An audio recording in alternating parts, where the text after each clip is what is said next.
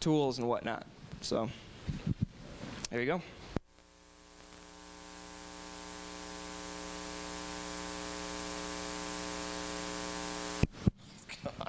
Handed me a dead mic. Thank you, Rainforest Puffy, everybody. Rainforest Puffy. The Puffy's in the house. Okay, this is the Razer Warez. We have a number of freeware tools and stuff that Razer develops in the course of our work, and we never have really gone out and highlighted what it is that we have been doing. And since it's Warez in there with the Z, we wanted to keep with kind of a low-tech theme, so we're not going to be using PowerPoint. The idea for this was inspired from Hobbit. Yes, go ahead, applaud for that.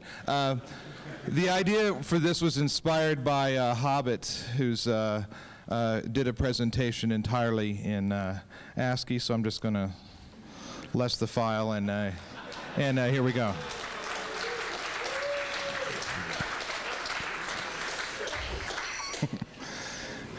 Oh boy, that was so worth it, you know, to do that. It really was.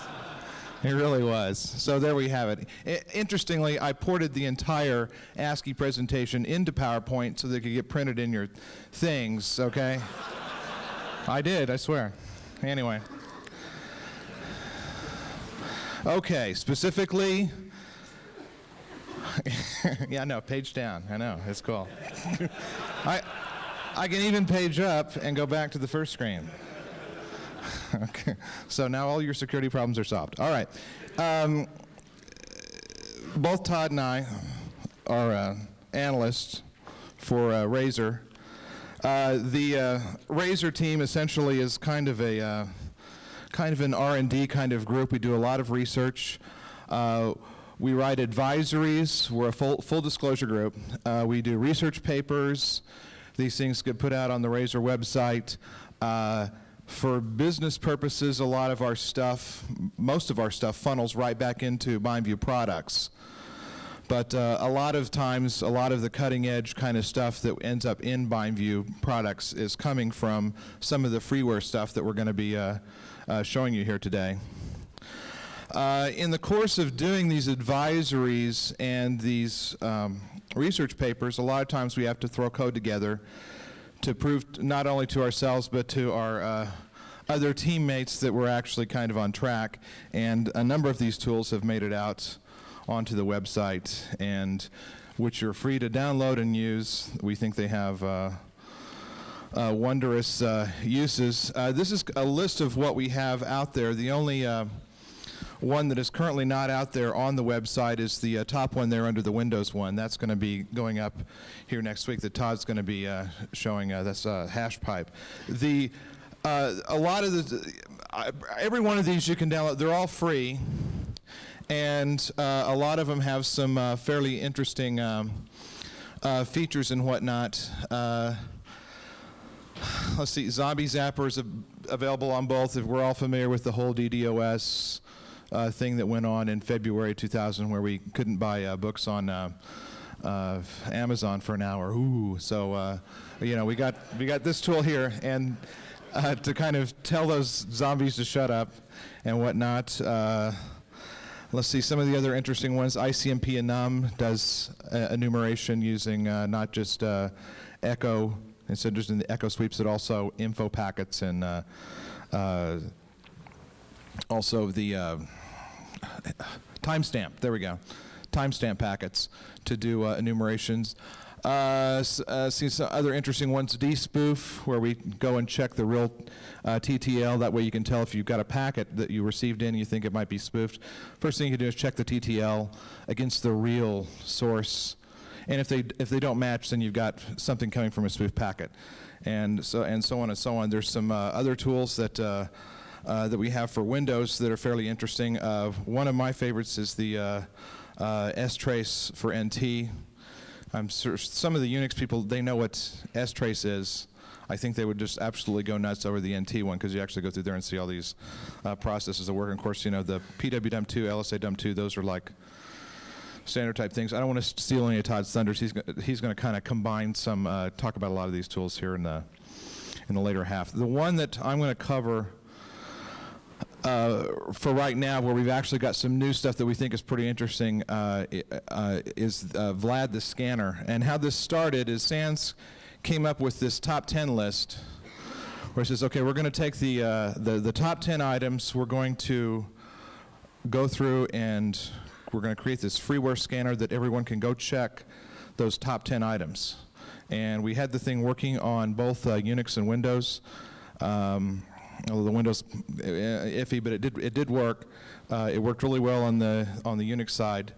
The things that were interesting about it, which are still interesting about it, in my opinion, the CGI scanner, it's database driven. Now the database is fairly simple. It's simply a text file with specific fields, and I'll show you this data structure here in a second.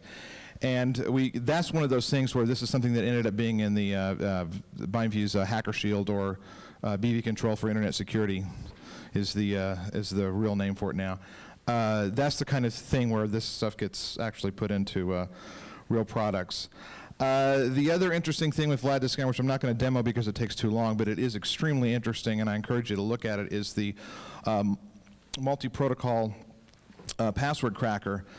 So I can throw dictionaries at FTP, SNMP, if I want to, try to get figure out what the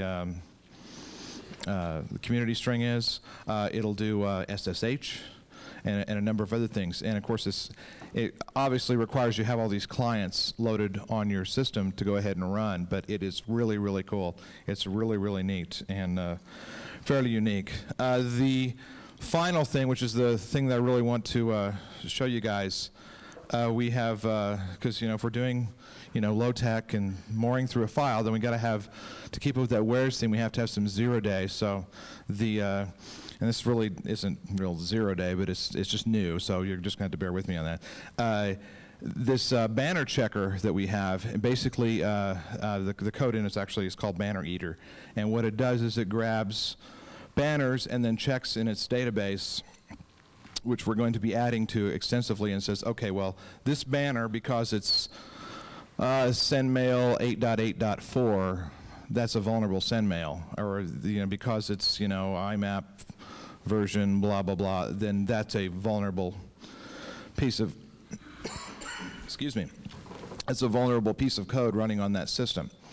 Okay, so that also, I think, eventually is going to work itself into the BindView product line, because it's a very fun approach where we can rapidly, and not just us, you guys as well, can create these database entries, particularly if you have custom applications too, or custom things that you want to check for yourselves that we're not checking for. Then you can go ahead and very simply update these things.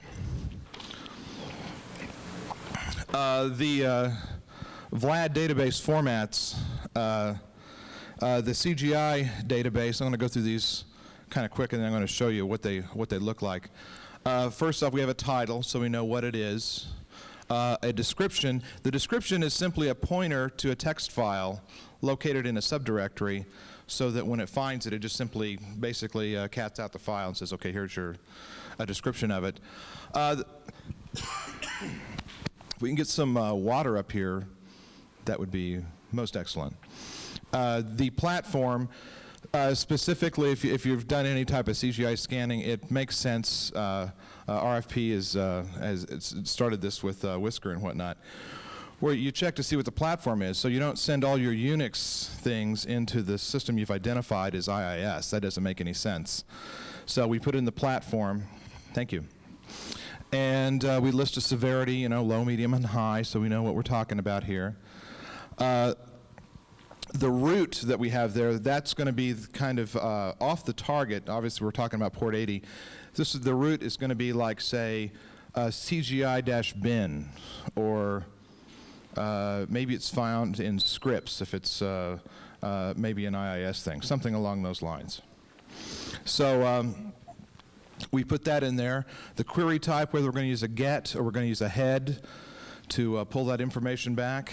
And we have what we call the test query and the real query. A lot of times we don't need this, but we found it often kind of handy. If you're querying for a file and you get back, let's say, a 500 return from the web server, and on the test query, you get back a 404. And that means that I probably do have the file there. It's not just looking to see if I got a 200 return code on my web query. So that's the reason in there. And also because we can brand our test query, usually we're looking for something with the word hacker shield in it, so that kind of makes it obvious if someone's checking your web server and they're looking for all these hacker shield files, hackershield.dll, and all these things that don't exist on your web server. That's, so we got some type of fingerprint there. Let me show you. I'm going to turn this off real quick so I can jump over here. I forgot to set this up.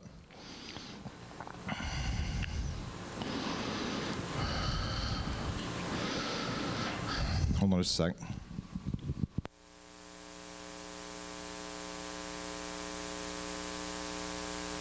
Okay, that shows you what these entries actually look like in the database. As you can tell, this is just a text file, is all this is. So it's very easy to put these things in here. Title, description, platform, and it gets pretty obvious. Where we've got root, where it's blank there, up on that top one there, basically I've got a list within the CGI engine that runs that says, okay, I'm going to look for common ones like CGI-bin, CGI. It's going to try to find those ahead of time, build up a list of what it sees as places where these things might live, common places where these things might live. And then it's going to plug those in and try the ones that it finds. That way you're not looking for something in CGI-bin if the server doesn't have CGI-bin even there. That's kind of the whole idea. Why waste your time with that? And so you can see what some of these look like. There's some Unix ones. I'll go down through here and we'll find a... Okay, there's one right there up at the top for Windows. So you can kind of see there that even though we find that for some odd reason in CGI-bin there. So you get the idea of what we're looking at for this particular database. It's real easy to put together. I would run through and show you a demo of it, but the thing is we did this last year. We introduced this thing last year and just roughly talked about it. I encourage you to go take a look at it, mainly because I want to show you some other stuff. The banner eater, the fun thing about this is the same type of stuff here.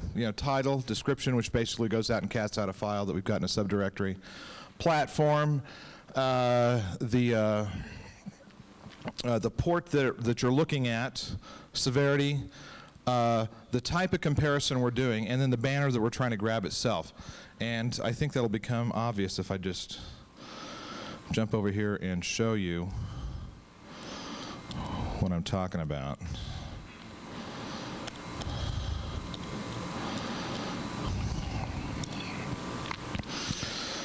Okay, we got one right there. The first one there, below all the commented stuff, where it's got title, description, platform, etc. Title: old sendmail 4.x. Okay, if it finds that and it looks what it's looking for in the banner here, specifically is sendmail 4. And what will happen is if we compare it with a partial, we'll grab the whole banner, but all we're doing is we're looking for a substring, since we're doing a parcel search, to see if sendmail 4 is anywhere in there, and it's on port 25. And since we were so infamously clever in our naming of the platform field there, actually it's the first two characters that count. NO stands for non-Windows, and so you get to play and spell it all kinds of fun ways. Just to, because, hey, we're not using PowerPoint, so why spell it correctly? And so that's basically how all this works. And these, oh, I got something else is now working over there, so. Not the monitor? If someone could get that screen working, I think it just needs to be. This is the one here. This needs to get working. There's probably a standby button that just needs to be hit, and then we'll be okay. Stuff on top. Anyway, someone can do that, and then I'll. Yes, Frank will get it. He's very. I'm sorry. Some guy I don't know will be taking care of that.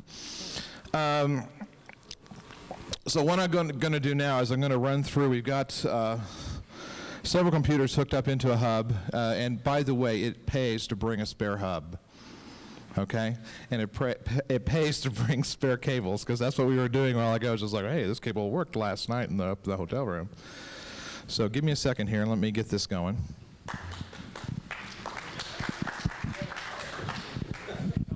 Some guy I don't know. Thank you very much. Thank you.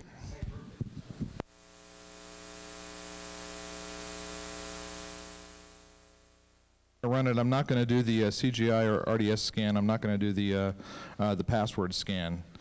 What I am going to do by running Vlad without those, make this whole thing go a lot quicker, because it does take a while.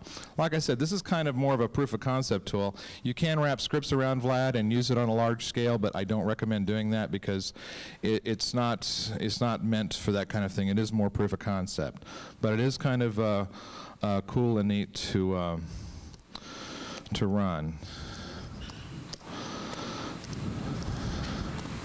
What I need to do is I need to do what my buddy George does, and that's get all those commands all ready and then just paste them in from a file, and be very impressive. But okay, I scanned that one of the first. It spotted a couple of things. I should probably more that out, but you know, like it spotted that it's got an RPC type problem on there. It spit out the text file, spit out a little bit of other extra stuff. The RPC scanner that was in the first Vlad has been completely rewritten from scratch, and basically this gets invoked in. Let me run it in verbose here with a couple of extra options. And you can, like I said, you can look through the source code and see what all this stuff is doing and play with this. So it finds that it's got something there that it spotted. It saw that 111's open. There's actually a remote route for 111 on certain platforms. It's a little old, but it is in fact out there, so we've got information out there that points you to the right spot and everything. I do have an old version of SendMail running on that box as well. I'm going to invoke this without going through the main part of, oh, I can't remember all the options here. Hold on. So I want to show you what this looks like once we go through. By the way, I'm doing my stuff first because Todd's is, I think, a lot more cool. I think you're going to enjoy that. It is. No, I know he's over there shaking his head no.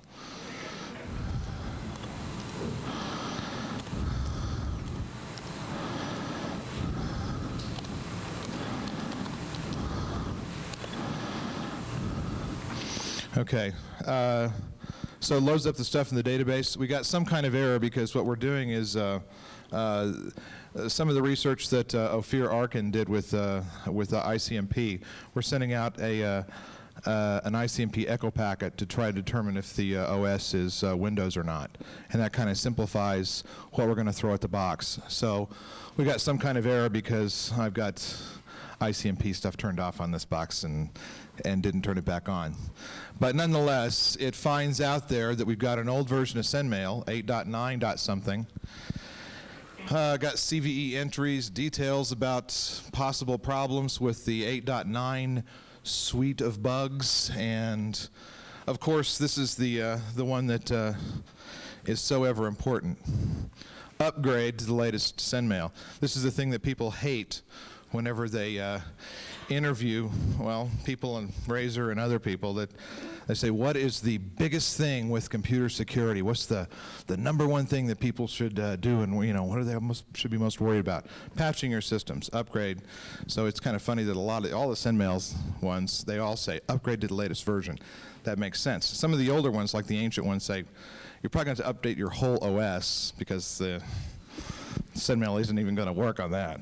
But essentially, that's it. See right here, the ping win is the utility that was written, and it specifically gives some information there. And These tools, by the way, Vlad, there's a lot of people contributed to that.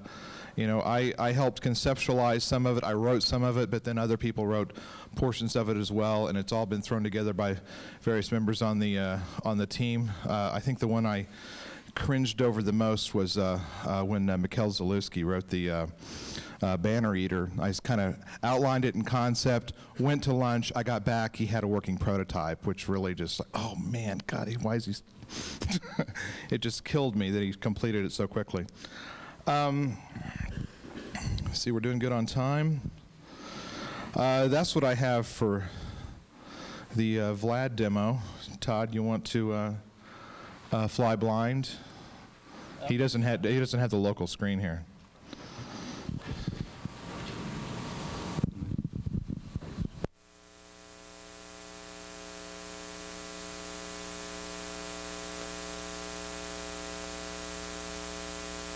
Testing. Hello?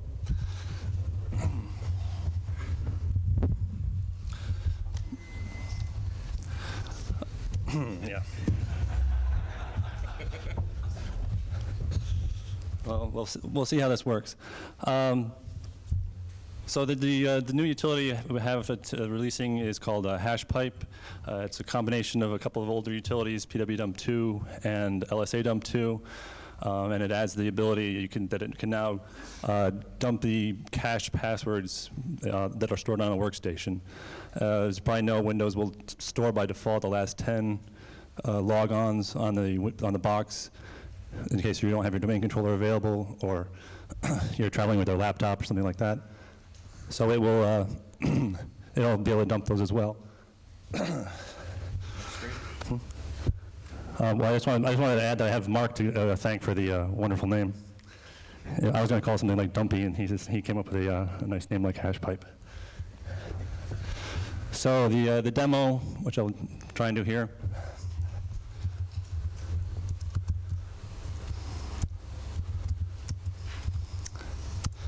It takes different options, like -1 will do the first thing, which is PWDump2.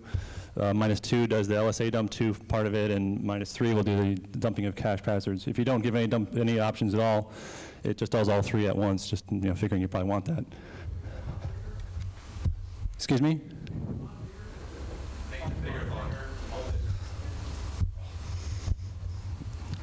Yeah, I tried to Alt-Enter, but, oh, there it goes, good. Is that better? Okay.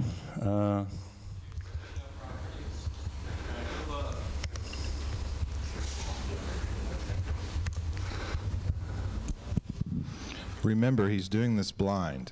He's looking at the same screen you are. Don't try this at home.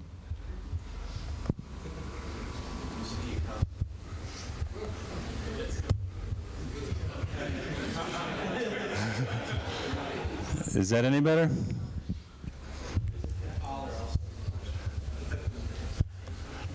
I'll get one more attempt here.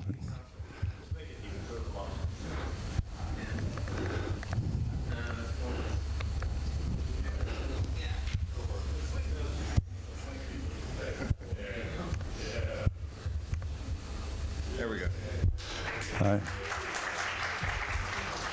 I'm not much of a GUI person.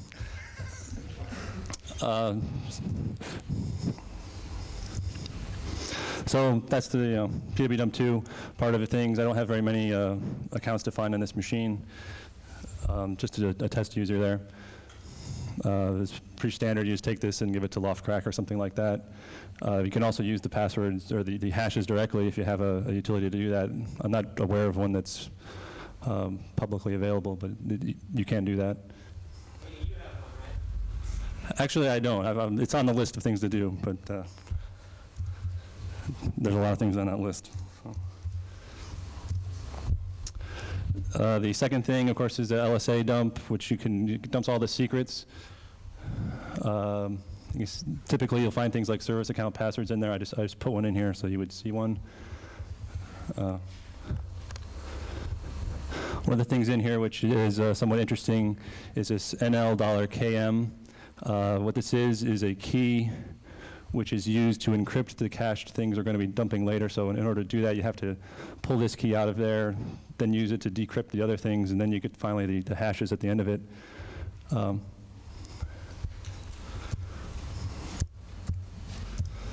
So this is the third thing. This laptop is actually a member of a domain back in my house, and I had an account on that domain called Taz, and of course it's cached on this laptop so that I can use it on the road.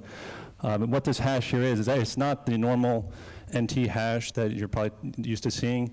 It used to be in NT4 up until I think Service Pack 4. They just stored the direct NT hash and LM hash right in the cache. You could easily get it. It's actually stored in the LSA secrets, I believe. They realized that that wasn't a very good thing to do, so they've changed it now. It's actually MD4 of your password plus your username. So it actually depends on your username. The thing you can do with this, of course, is crack it, which I have a program to do also. It's just proof of concept, so it's not really that fast. But if your password's in a dictionary, of course, you get it right away.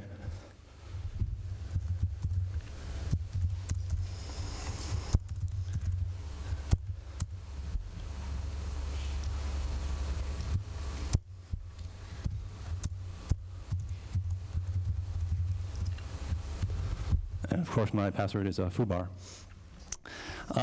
Now, one of the things that's interesting about being able to do this is that you can use this to pretty much attack the encrypting file system on Windows 2000. Because the typical scenario where it's supposed to be useful is you've got a laptop, you travel with it, you use a domain account, and in order to access your encrypted files, you have to log in with that user. You typically are supposed to take the default recovery account, export their private key so the admin can't get to your encrypted files, and then only the user should be able to get to them. And that's true, but all the user has to do to get to the encrypted files is type in his password. So what I'll do now is show an example of how you would do that. If you say somebody had gotten a hold of my laptop and I had some encrypted files and they wanted to read them, what would they do? Well, we'll show you that now. The first thing is they have to log in as administrator. If you don't know the admin password, then of course you just change it using the offline NT password changing disk, which if you're not familiar with it, it's a utility written by some, I think Peter Nordahl. I'm probably butchering his name, I apologize. And he makes it available on his website, and I'll show that now. You just boot off of it, and you end up, you can change anybody's password, including the administrators.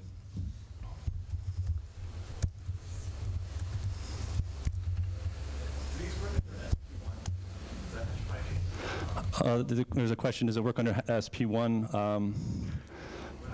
On Windows 2000, I think this laptop is actually Service Pack 1. I haven't kept track, but I would expect that it does. I'm not 100% certain.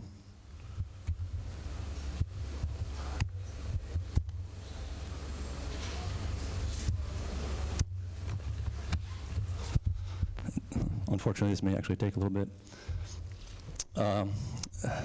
One of the ways you prevent this kind of an attack of being able to change the admin password is by using syskey. You'll note that if you go to read some of Microsoft's papers on EFS, they strongly recommend that you use one of the more secure settings for syskey. By default in Windows 2000 it's enabled, but it's only in the obfuscation mode, which means you can just boot your laptop anyway. They recommend either using a boot floppy or using a password for the syskey part of it. Unfortunately, it looks like the bottom of this is going to be cut off, which is...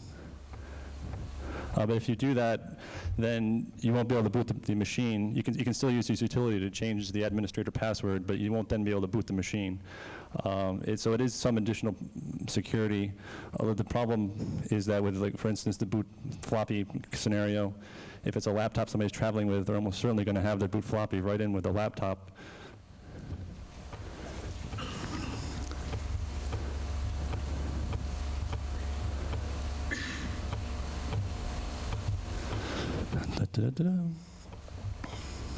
And the other case is that you configure syskey to use a password that you type in at boot time. In that case, you've got basically another password to crack. I haven't written something to do that, but it's certainly possible. Okay, so maybe we should just assume that I've changed it at this point because I can only see what's up there, and the prompt is not showing. How do you see that?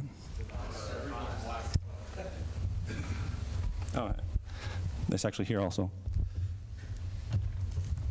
So it asks if you want to load SCSI drivers. I don't need any of those. After that, you can pretty much just take all the defaults.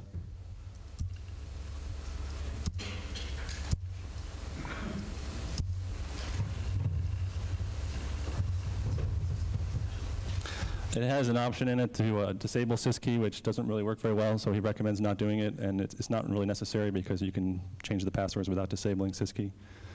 So you just say no at this point, which is also the default.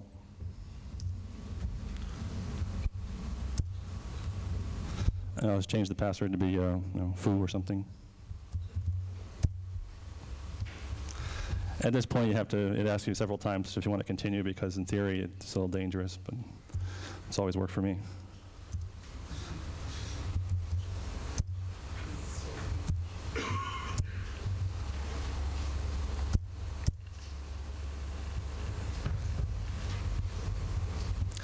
Okay, so that's done, and we boot again. Yay, Windows.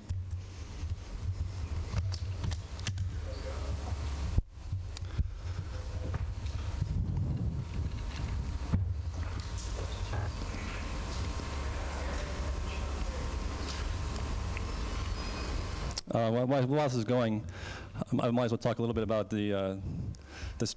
Basically, what this is showing is the only security that EFS will really give you, at least in this scenario, is it's only as strong as your password is. If you have a very strong password that's quite hard to crack, then EFS may actually buy you something. If your password is something that's easily cracked or is in a dictionary or something, then EFS, at least on a laptop in this scenario, doesn't really get you a whole lot.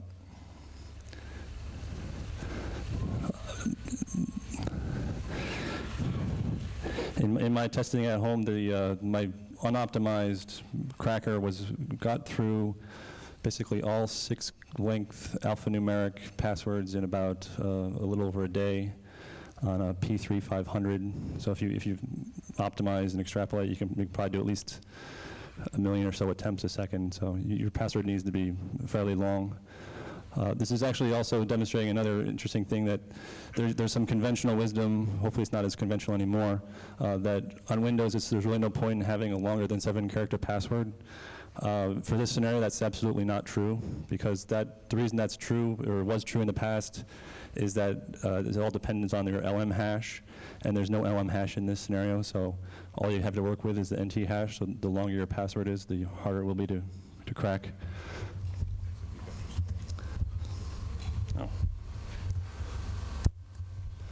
So at this point, just log in with password foo, of course.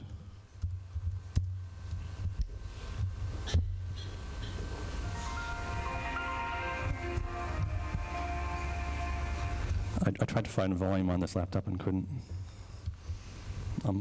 My apologies.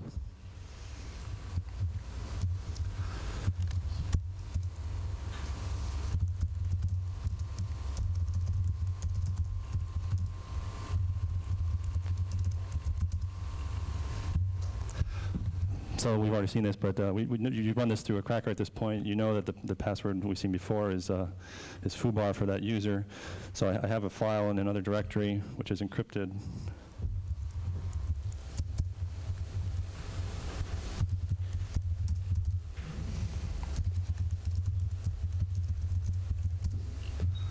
So, you can see access is denied. I'm logged in as administrator.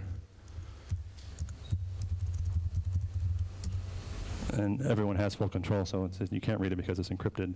But we cracked the user's password, so we just log out and log back in with that user's password. Excuse me? The file is encrypted with EFS, yeah. But you log in as the user, and it nicely decrypts it for you.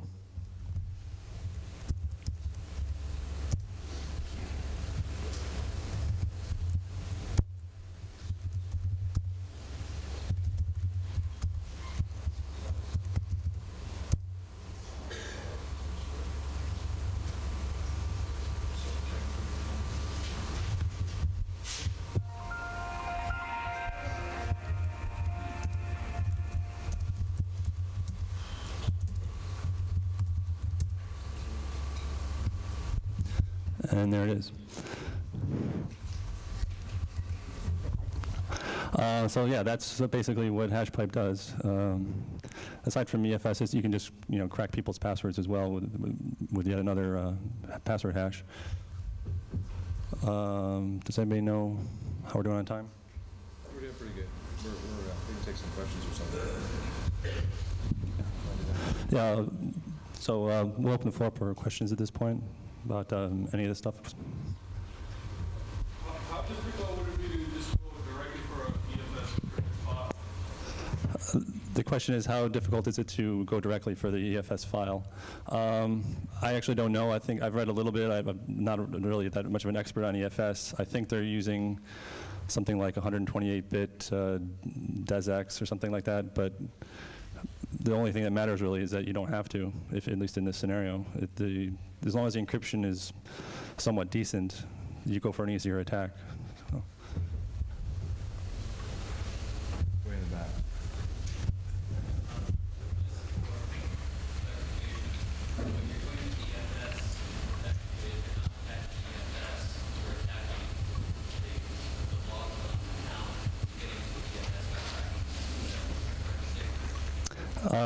He's asking for a clarification with it.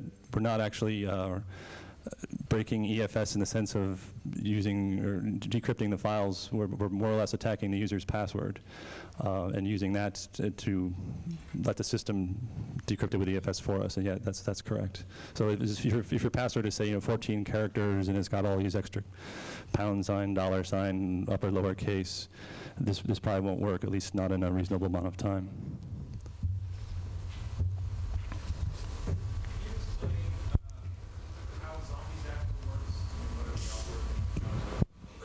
The question is if you could explain how Zombie Zapper works, and I'll give that one to Mark.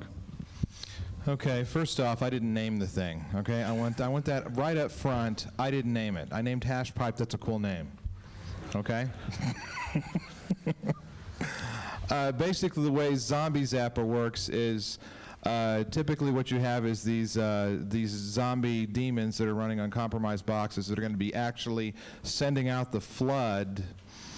They do respond to remote commands, and since a lot of what was going on, particularly in the first half of the year 2000, was that a lot of these were appearing and they were being used with their default passwords. And people were shoving these things out there, so every time we knew a default password, so to speak, which was if I send in this certain type of packet, I can tell the zombie that's on that system to stop flooding the target. And so that's what Zombie Zapper did, was it essentially would pretend to be the attacker sending in the commands to shut that zombie down. We had to do a little bit of refinement. We had a great time testing it too, by the way. No one in the office got anything done because we're flooding the network and everything. But when you can't just send one packet because there's a whole flood of stuff coming in, so we found, well, you have to send basically a whole flood of these out there, and hopefully one gets through and then shuts it down. And that's roughly the concept of how Zombie Zapper works. And there are two versions, but there's a command line one for Unix, and then a nice GUI one for the non-Unix people in the room that we put together. And that's essentially how that works.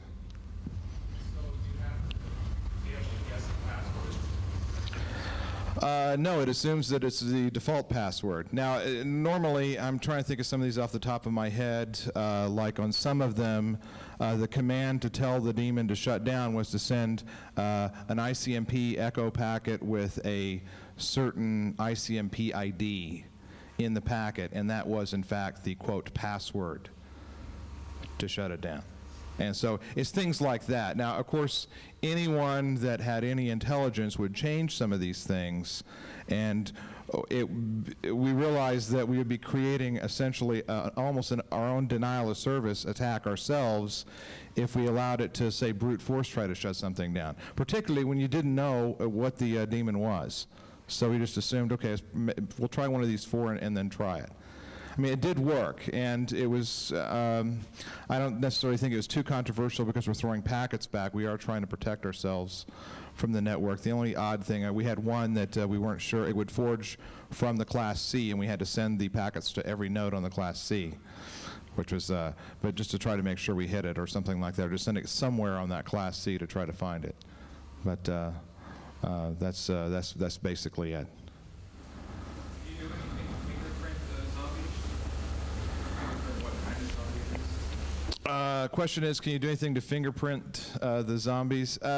Yeah, you could, and oftentimes we didn't build that into Zombie Zapper. It wasn't something that just sits there passively and looks and says, you know, I think that flood coming in is from TFN2K, so I'm going to do, or from Win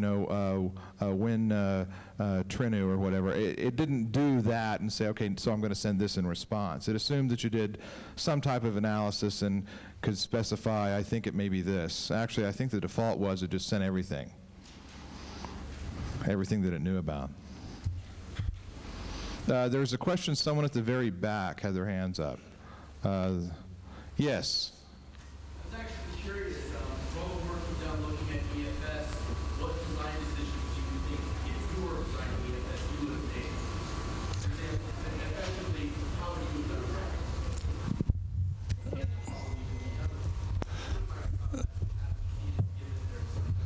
The question is, if I were to do EFS, how would I do it better? I actually haven't looked at EFS that much in depth. Somebody suggested this attack to us. He doesn't want credit for it, so I just didn't thank him anonymously. But essentially, there's nothing really to be done about this. You can make it somewhat harder to crack the passwords. You can increase the work factor. But the bottom line is, if all your user has to do to access his encrypted files is supply his password, then you're going to be able to do something like this, no matter what you've done. Smart cards may be a way around this. I'm not a smart card expert either, but they may change things. But if all you have to do to get to your files is type your password, there's always going to be enough information on the machine to brute force the password. So there's not a lot they can do that's to improve it.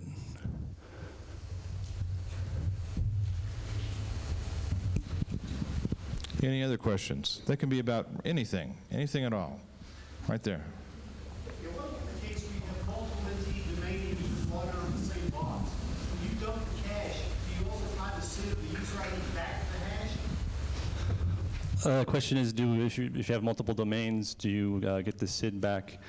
No, it doesn't try and get the SID. The information that it stores in the cache area is basically, actually it probably does have the SID there, but you don't need it to crack the password, so I haven't bothered to try and get it out. I think that you could. It's probably in there along with their groups that they're members of and so forth, so that when they log on without the domain controller, they can get the proper security token. So I think the information's there, but HashPipe doesn't bother to get it. Right there.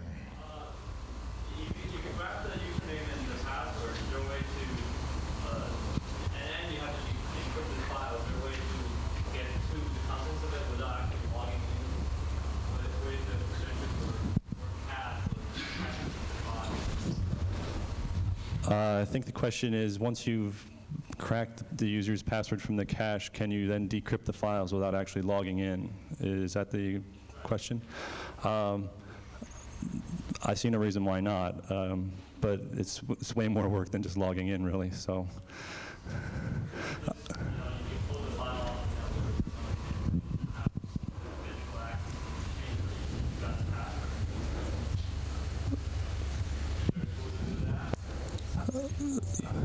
The question is, that could you then pull encrypted files off of the network and then get them that way?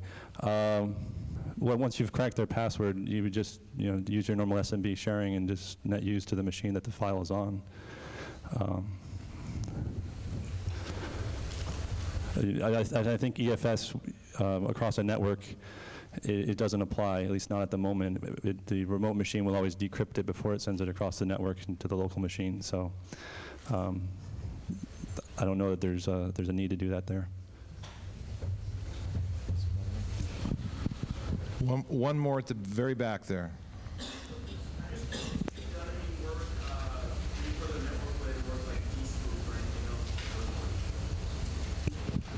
Question was if we've done any other work such as similar to DSpoof involving network stuff. No, but we plan on doing more. There's a lot of stuff to be done in that area.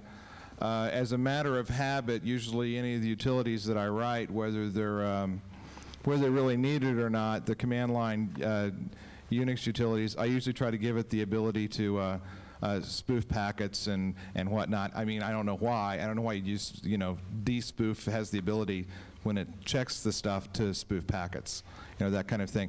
So we're always thinking along those lines.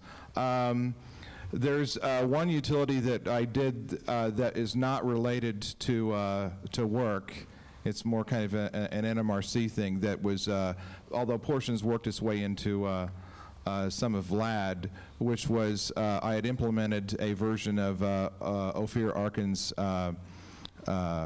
ICMP OS identification that's on the local network is extremely accurate. And so we've been doing some fun network stuff and everything, but nothing that I can hand you on a silver platter and say, oh yeah, we got this other 0-day that we didn't get to. I think that's pretty much it. So we want to thank everyone for coming. See you later. Thank you.